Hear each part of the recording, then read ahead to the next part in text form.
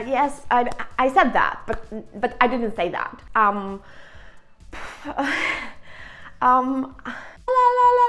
Okay, you win. Okay.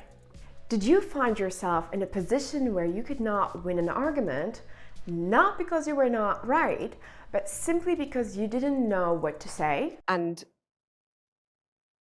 I'm just trying to work that out. I mean, Ha, gotcha. you have got me. You have. Well, in today's video, I am teaching you a couple phrases that will guarantee that you win most of your arguments with the help of Jordan Peterson. That's not the same mechanism that happens in humans. Yes, it is. No, that's not my job. We'd need some substantial examples of the abuse and the anger before I could detail that question. I don't think you have any grounds for that suggestion. Those are two different questions. Hi everyone, and welcome to the Eva channel. My name is Marwa, aka Miss English Teacher. Here you'll find everything you need to learn English. So, before we get started, make sure to hit the like button and subscribe to our channel. During an argument, a conversational bully would try to get you into a trap.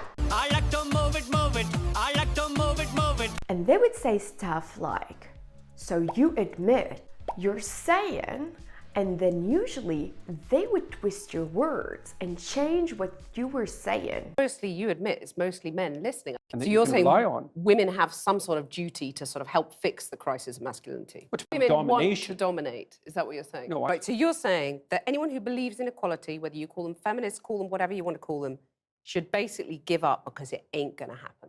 Let me just get this straight. You're saying that we should organize our societies along the lines of the lobsters. So your first goal here would be to clarify that you did not say the things that they are implying that you said. And you can say these sentences. I'm saying that it's inevitable that there will be continuity in the way that animals and human beings organize.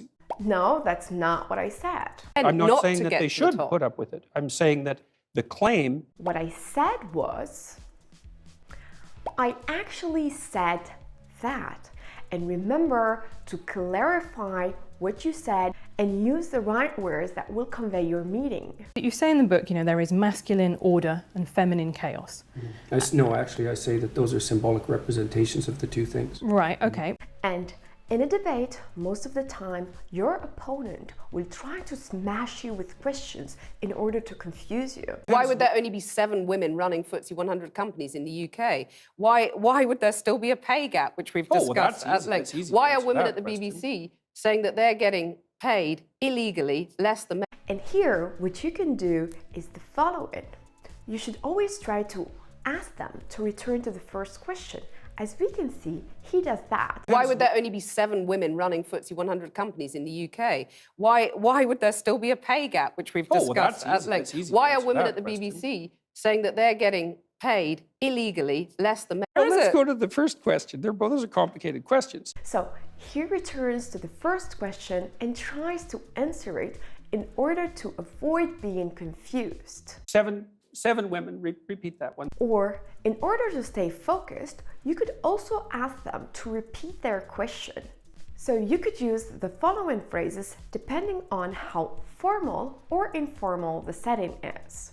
So you could say, sorry, come again? I didn't quite catch that. Could you repeat, please? Sorry, I missed that.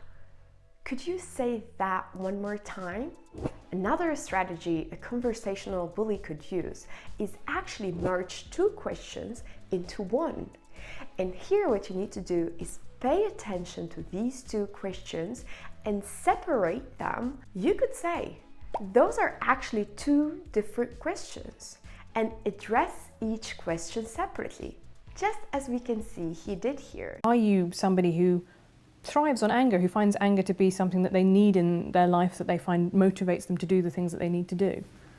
Those are 2 different questions. Okay, you can answer them both. One is whether I thrive on it, and the answer to that is most certainly not. Also, here there's another strategy that you need to use. We can see that he tries to clarify every term that she uses before he answers the question. Because you never know, maybe your opponent has a different understanding of that term or is trying to walk you into a trap. And that's not the patriarchy. Well, it's not the modern idea of the patriarchy, that's for sure. I mean, that's my idea of the patriarchy, which is a system of male dominance of society. Yeah, but that's not my sense of the patriarchy. So what's yours? So before arguing, it might be a good idea to ask them to define the term. So you could say the following. What do you mean by, could you define XYZ? What is X in your understanding? And here he says, what is patriarchy in your understanding? Yeah, but that's not my sense of the patriarchy. So what's yours? Or another example. In what sense is a watermelon a fruit? Yeah, but that's not my sense of the patriarchy. So what's yours? Well, in what sense is our society male-dominated? He also says, could you define filthy rich? What's your understanding of that? Rich as long as they pay their taxes. Now, I'm kind of less okay with people being filthy rich. But what I Define do, filthy rich. Define filthy rich. Again, one of the most important things to do during a conversation or a debate where someone is trying to prove you wrong is being careful about the things your opponent is asking.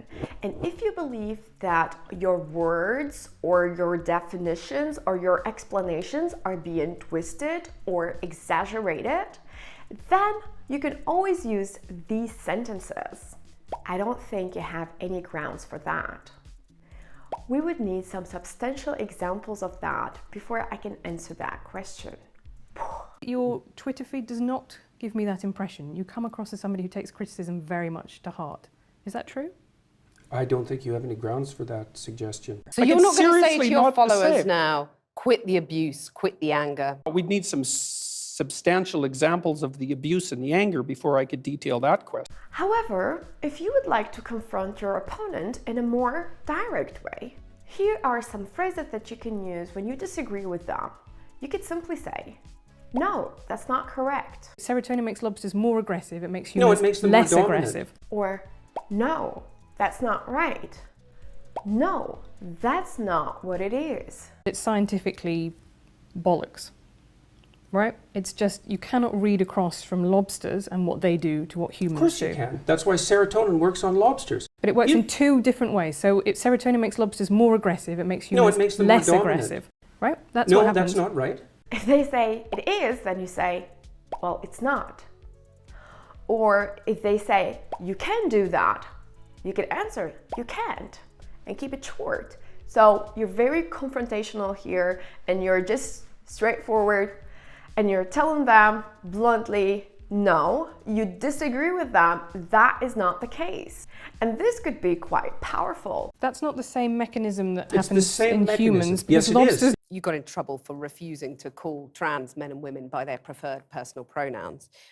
No, I want to that's ask- not actually true. I got in trouble because I said I would not follow the compelled speech dictates of the federal and provincial government. I actually never got in trouble for not calling anyone anything. Thank you for watching today's video. I hope you found it useful, and if it's the case, then make sure to share it with a friend. In my next video, I am teaching you a couple of sounds that are actually words in English. So make sure to click here and watch it.